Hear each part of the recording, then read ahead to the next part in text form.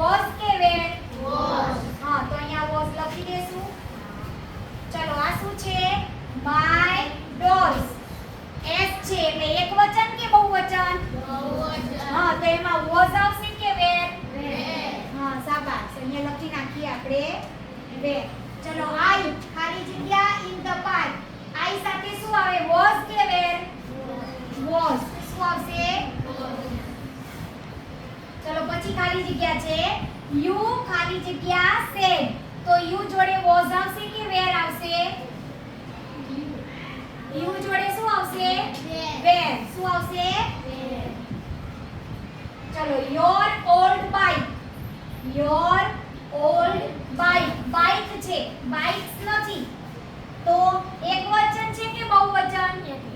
હા તો વોઝ આવશે કે વેર? શાબાશ. ચલો ધ વિન્ડોઝ. શું છે? The Windows. એકવચન છે કે બહુવચન? હા તો વોઝ આવશે કે વેર? વેર. અવર નેબર્સ ખાલી જગ્યા નાઇસ એન્ડ કાઇન્ડ. તો અવર નેબર્સ એકવચન છે કે બહુવચન?